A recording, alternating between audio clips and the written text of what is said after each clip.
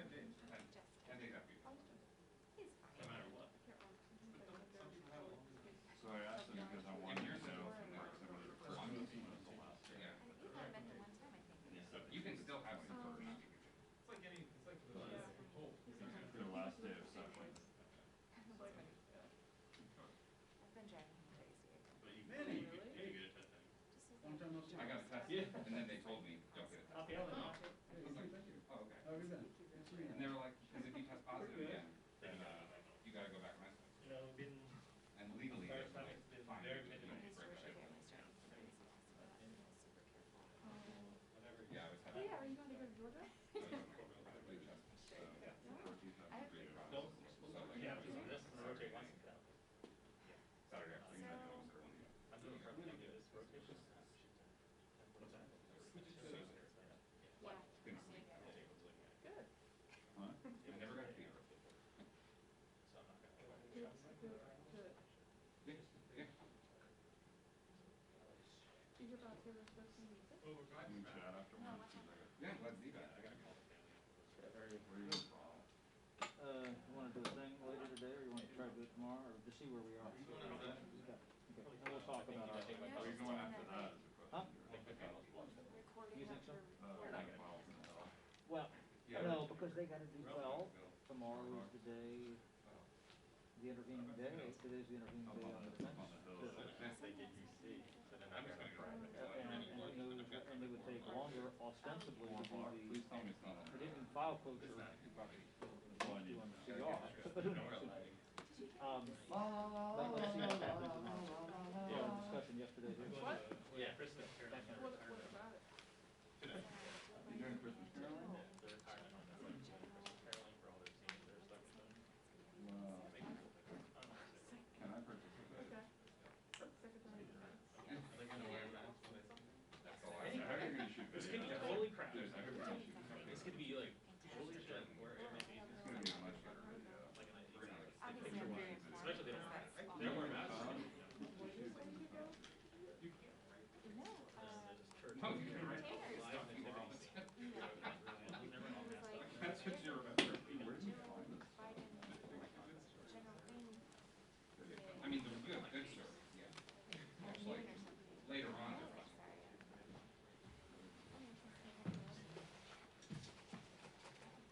Where you going? Is she here? Oh, yeah. God.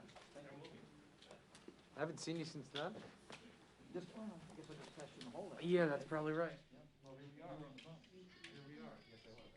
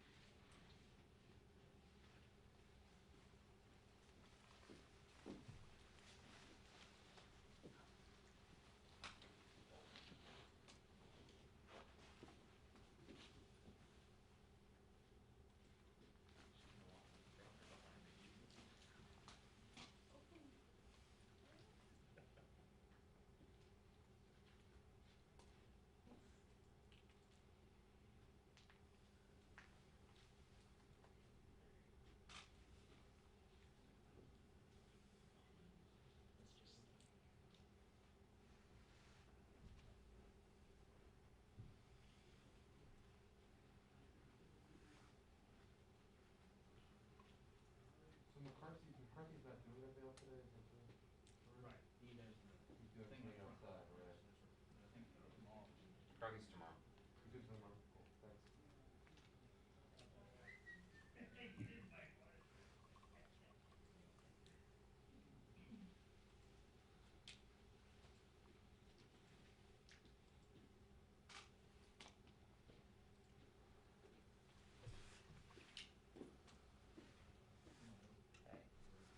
They were saying out there that she's running her usual.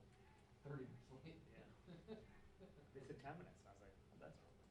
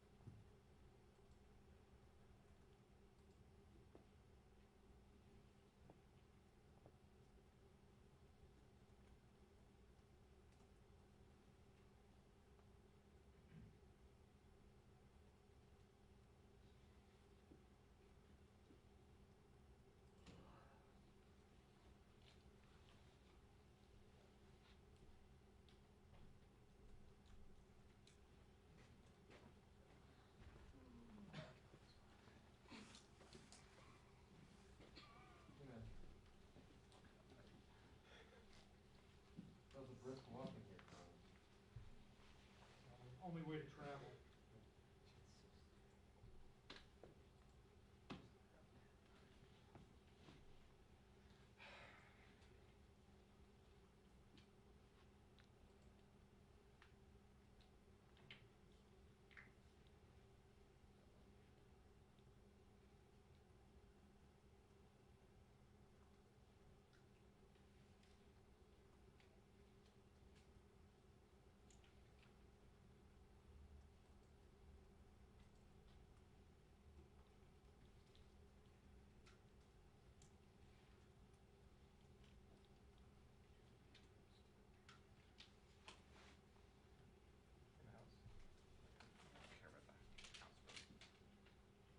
Care about house photos.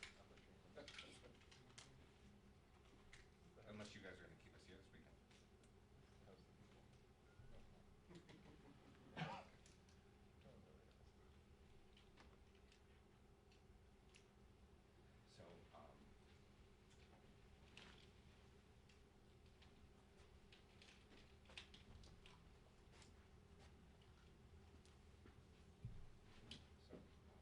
So, birthday is next Saturday, and every time my birthday falls on a weekend, for the past 11 years I've been here, we've been here. This is the first time in like 5 years it's fallen. So, I don't wanna worry, but we might be here next Saturday. I'm planning on that. Yeah. Are you? Oh, yes. When do I get to go home? Well, how about bringing them back just before Christmas, or doing the defense bill override between Christmas and New Year's? That's probably what they'll do, right? Yeah, that's my thought. Or do it on like the 2nd, the morning of the 3rd. Right. I bet heard the morning of the third. I wouldn't rule that out. Funnel brings them back to do it? Yeah. There are me one next, right? Matt.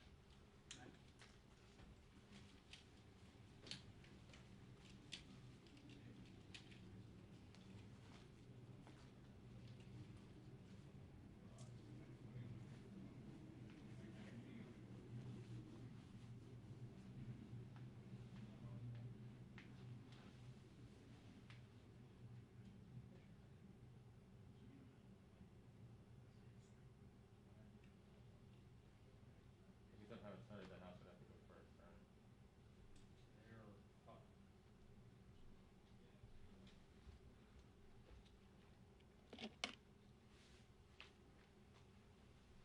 Of course, if he just sits on it. Right. I'm just saying, it's certainly not have to deal with it. See, but that's why I think that override vote comes later rather than sooner, because I think he sits until the final. Yeah. And then he has to send it back 10 days, Yeah. Sundays. Sundays don't count, right? So it's like.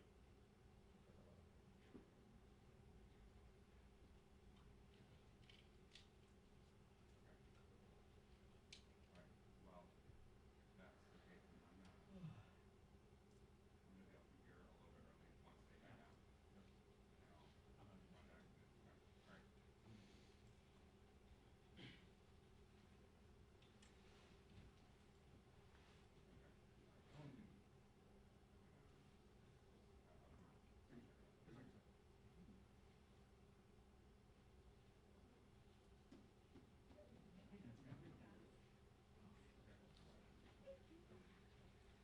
And then I'll contact it. Okay, all right. Checking back there. Two spots back in the back. Because this is one spot up here. Drew's starting here.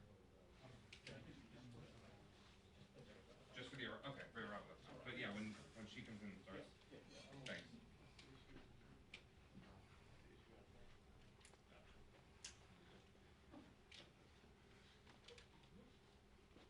They're gonna do that now.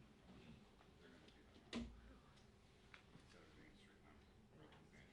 Rather than standing in front of it. Well, I'm Yeah, going they're doing out. that. They're pushing the camera back and they're doing that. It's the only way to do They these, just don't. right? I know.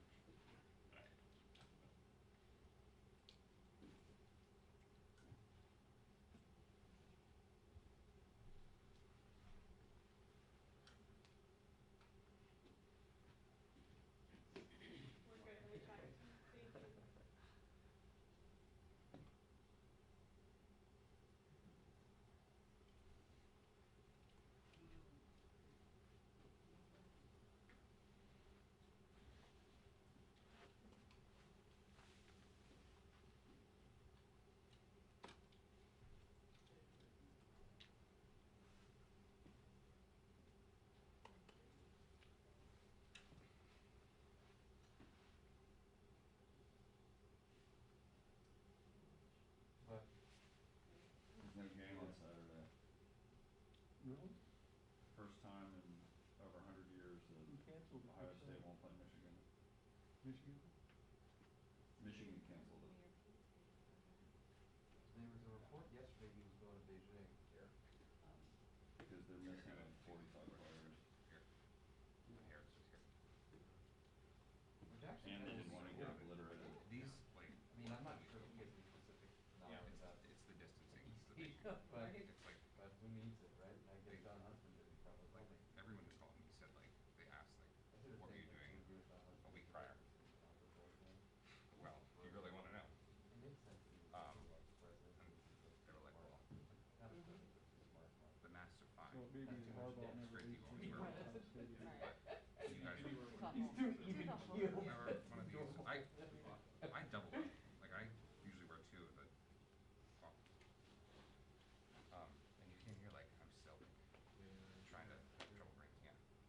When I talk, it's like, kind of like, drains all the air from my lungs. Cause I don't know, I guess they're still healing, but yeah, they said, like, the masks only work to a certain I extent, think but, like, about if you. you are all on top of each other all the time, I'm surprised you're the only one. I mean, obviously,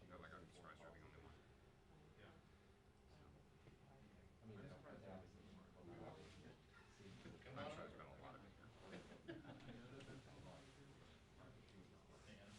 And I think there was a huge outbreak here in January, February, when That's a big Like, job in this administration. overseas, because Ellen tested positive, Ellen Eckert. She tested positive back in January for antibodies.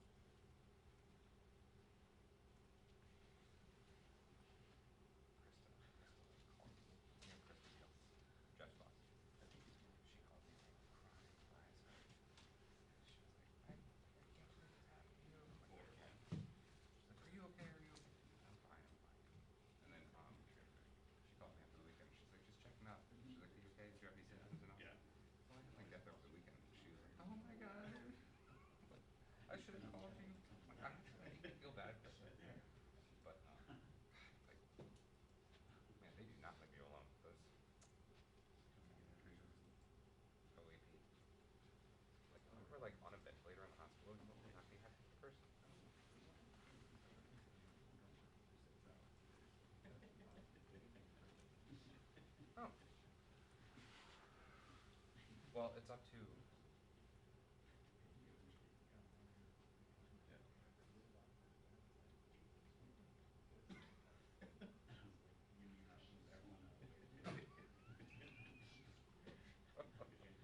In the green room.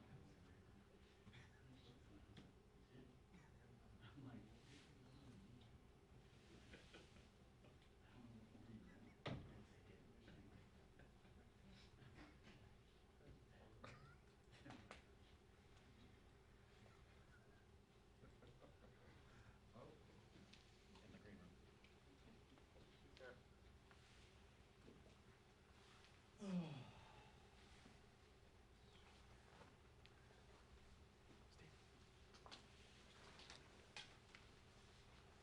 Green room.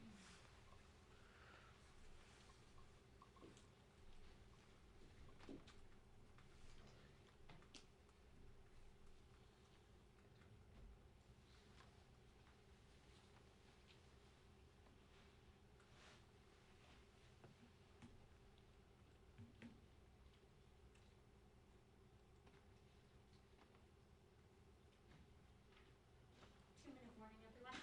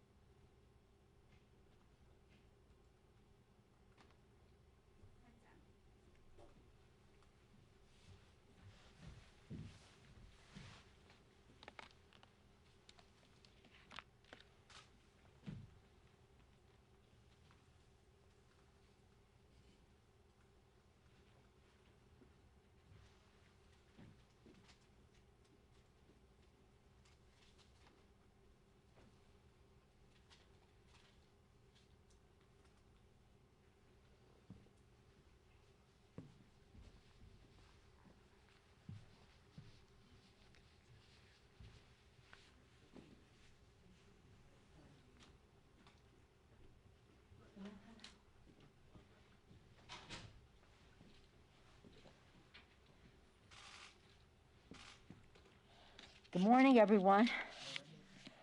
As you can see, and as I indicated earlier in the week, when we observed the bombing of Pearl Harbor on December 7th, the 79th anniversary of the bombing of Pearl Harbor, I said on that day that our president said this is a day that will live in infamy, and united the country to fight for freedom. In that war, in World War II, 291,557 people, Americans, died in combat in World War II. Today, we have an assault by a virus on our society, our economy, our schools, our children, our people. We do not have a unifying president of the United States. In fact, we have a president for a long time in denial, delaying and distorting, calling it a hoax. Many thousands more people have died because of that. Now we're up to 290,000 today. We will probably surpass, sadly, the World War II number. In another few days, we'll observe once again, sadly, 300,000. We observed 100,000 as if it was an impossible number to accept. 200,000, how could it be true? 300,000 by the time we get through the weekend. Let us hope that this vaccine will inspire people to follow a regimen of masks, separation, sanitation, and the rest, so that they can be prepared for a vaccine to hopefully reverse this tide in terms of these numbers. To that end, I have great respect for the bipartisan group of folks, mostly senators, but some of our folks, Josh Gottheimer from the House, who are engaged in conversations about this bill. It is a smaller bill than we think is needed for our country, but in light of a completely changed dynamic, in less than 1,000 hours, Joe Biden will be inaugurated President of the United States. And we have a vaccine, which hopefully will be approved by the committee today to go forward. That change in dynamic enables our president to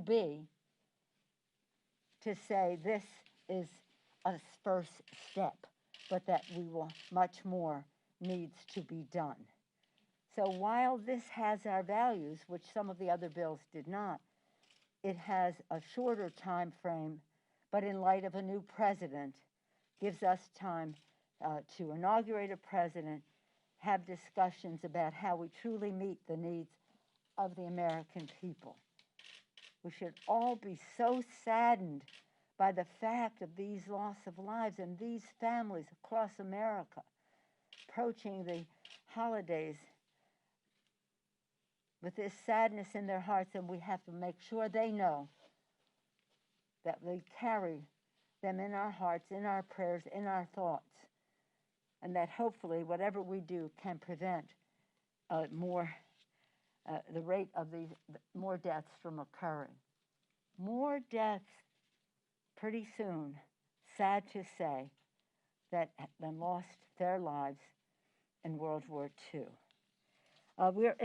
This COVID package, which I'm hoping will come to be shortly, then has to go on to the omnibus bill. And that's another set of discussions that is going on. I salute our chairman, especially Nita Lowey, the chair of the Appropriations Committee. That's carrying much of the negotiation, but also Richie Neal in terms of what's happening from the Ways and Means, Frank Pallone, Energy and Commerce, Nydia Velasquez in terms of small business, Maxine Waters, renters, etc., and all of our chairs. Now, and Bobby Scott at Ed and Labor in terms of issues that protect American workers. On the PPP, we all know that we need more money for small business, and we all support that. We want it to be done, though, in a way that I think is possible, that honors what has been said before about small businesses with women, minority, veterans, rural, Native American-owned businesses, small businesses being able to participate and the CDFIs, the community development financial institutions, to meet their needs. Nydia Velasquez is working in a bipartisan way on that issue. So whether it's in the omnibus or in the COVID or some combination thereof, that is the work that is being done right now. I'm very excited about the fact that in a very strong bipartisan way, about 80% of the House voting for the National Defense Authorization Act. I commend, as I have before, and again, Chairman Adam Smith, Chair of the Appropriations Committee, Mr. Thornberry, for whom this the bill is named, the ranking member on the committee, for their leadership in presenting a bipartisan bill. The president has threatened to veto the bill, and largely because it has a provision in there championed by Anthony Brown of Maryland, a veteran on the Armed Services Committee, who has fought to have the renaming of these bases as an important priority. The bill received a rousing vote on the floor. It was like 337. I don't have the number right here, but it's like 80% of the House voted for the legislation, which the president threatens to veto. It will be coming up in the Senate. I don't know what their schedule is until they announce it, but nonetheless, it is interesting to see, because the Senate Republican chairman there said we're bringing the bill to the floor, even though the president is opposed to it because of renaming, also because he wants Section 230 to be included, the repeal of it in the bill. I don't like Section 230. I think it needs to be revised, but you cannot repeal it or else you will destroy protections for small businesses and entrepreneurs working their way up, as we also recognize that some of the organizations that did not even exist when this Section 230 of the Telecommunications Bill in the 90s, no Facebook, no Google, none of it really were on the scene, and certainly not of the size and consequence that they are now. So it needs to be revised.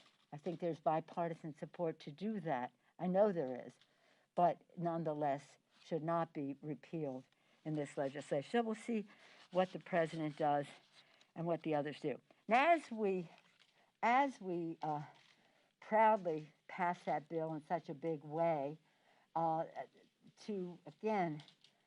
these bases were named purposefully for white supremacists, people who had fought in the Confederates, traitors to our country. Purposely, these bases were named for them.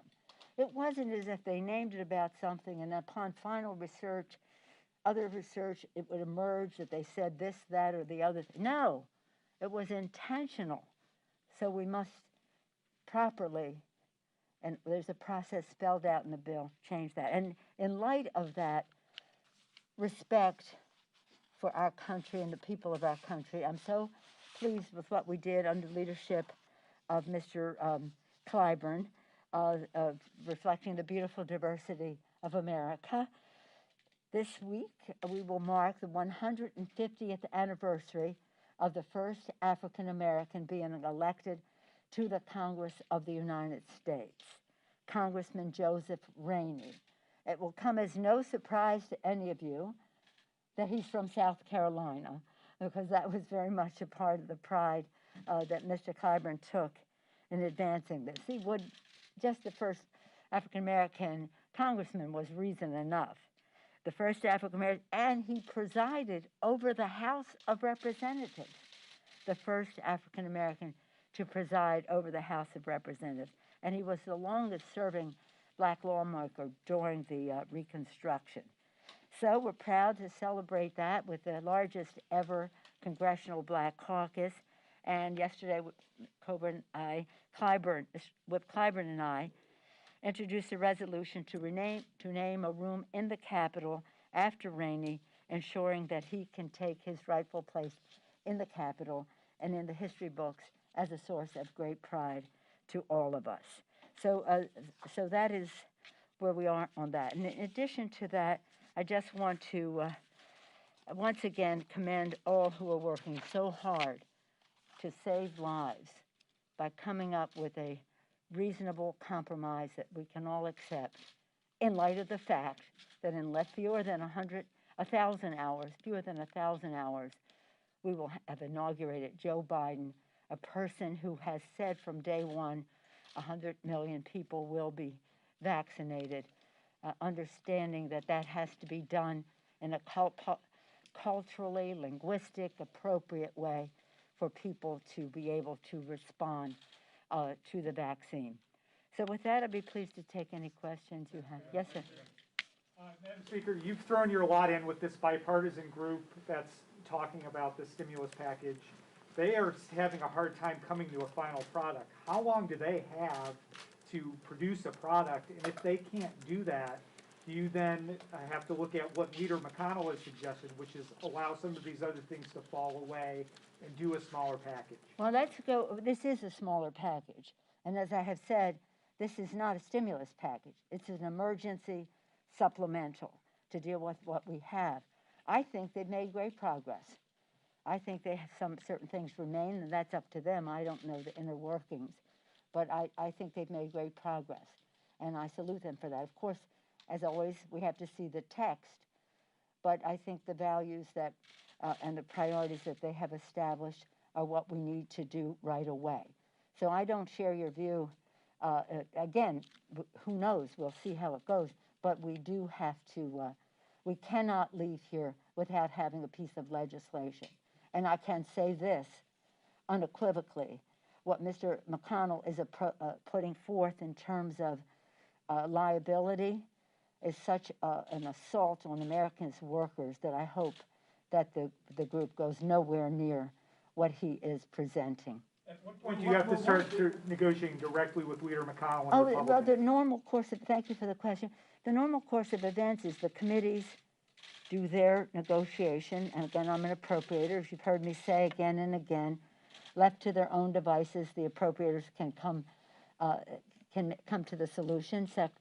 I've spoken with the chairman of the committee in the Senate, Senator Shelby. I think he's committed to keeping government open and having a bipartisan bill. Nita Lowey on our side. Those are the two main negotiators in all of this. Also, again, they want to find common ground, and I think they're close to that. And then when the committees cannot find their common ground, what is left is what is kicked up to the principals in terms of leadership. We don't negotiate the bill all along. So when that comes, if they have not resolved, which I hope they will and they can, then that's when we would, the normal regular order would be. Yeah. Yes. Speaker, this week, Congresswoman DeLauro, the incoming chair of the Appropriations Committee, held a hearing on repealing the Hyde Amendment. Yes. Will a bill repealing the Hyde Amendment come up for a vote before the whole House in 2021? Well, I don't know if it'll be a bill to do that, but it'll be part of legislation, yes. I think that is, I mean, I myself have been an opponent of the Hyde Amendment long before I came to Congress. So I would be receptive to that happening, yes. Does it depend on outcome of the control of the Senate, what the House does, or will the House proceed on the Hyde Amendment, however? Well, you know, again, our biggest partner in all of this are the American people, And the American people know that we have to have fairness in what we do. And this is not an issue of the Hyde Amendment. It is an issue as to the impact that it has in terms of unfairness to women in our country. So this will be an interesting debate. Again, respectful of all views, but nonetheless, again, way before I was in Congress, as soon as the Hyde Amendment was there, I was thinking, how can we get rid of that? So it's long overdue getting rid of it in my view. Madam Speaker. No. Good morning, thank you. You've long been concerned about China. You have a history here, Yes. steeped on the Intelligence Committee here. Are we to a point now, after what happened with Mr. Swalwell, maybe where there should be background checks for all staff and interns before serving? Obviously, staff who serve on the Intelligence Committees and Armed Services Committee have that, but should that be universal? And what are your concerns So about what should be possible universal, Chad, on this? background checks for aides or interns across the board for all staff and interns on Capitol Hill after the concerns about Mr. Swalwell? Well, I don't have any concern about Mr. Swalwell. There are those in the Congress who believe, and I am among them, that we should be seeing what influence the Chinese. I've been fighting them, as you know, for over 30 years in terms of their undue influence at universities in our country and the overtures they try to make to members of Congress. In terms of Mr. Swalwell, in the spring of 2015, the leadership of the House and the committee were informed that overtures from a Chinese person were being made to members of Congress. When that was made known to the members of Congress, it was over. You know, that was the end of any communication with those people. So it isn't, I think we should make sure that everybody knows what they are being subjected to. But I don't know that it means that we have to background checks for every intern who comes into the Capitol. I do think that it's unfortunate that Mr. McCarthy is trying to make an issue of this when his leader, we all found out at the same time, the Republican leadership, and that several members had been approached. Were you briefed on this? We were all, at the same moment, the House, Republican and Democratic leaders, and the leadership of the committee were briefed at the same moment. Make sure you know that, because he keeps going around saying, when did they know? We knew when they knew. And at that time, that was the end of it. But you know what he's trying to do? He's trying to deflect attention from the fact that he has QAnon in his delegation over there. And that, I think, is a danger in terms of our debate here about, what the possibilities are for undue influence to members of Congress. So government funding is going to come up again next Friday. Yeah. After the CR. Could you give us a sense about, I mean, you know how these packages work. Yeah. When do they need to come to some sort of agreement on a relief or a rescue, whatever you're calling it, package? I mean, it's Thursday today, so there's 7-8 days until this is reconsidered. Well, you know, I'm not one to ever say a date for a bill on the floor. I never was. I'll give you an example of why that was not a good idea. Remember when the Republicans said they were going to overturn the Affordable Care Act on the anniversary of the day it was enacted? The minute they said that, I knew they were doomed, because you have to bring a bill to the floor when you have the votes. And they didn't, and they had to withdraw their bill. Respectful of the fact that December 26th, the unemployment insurance benefits expire. So sometime before then, hopefully that December 18th date, we would like to have this done. For us, it's several days before, because it takes time for the Senate to clear its throat. You know that. So it is, so when we have the text and the agreement, then we will make that public, go to the floor, pass the bill, and give the Senate time to end before the expiration of this. Now, if we need more time, then we take more time. But we have to have a bill, and we cannot go home without it.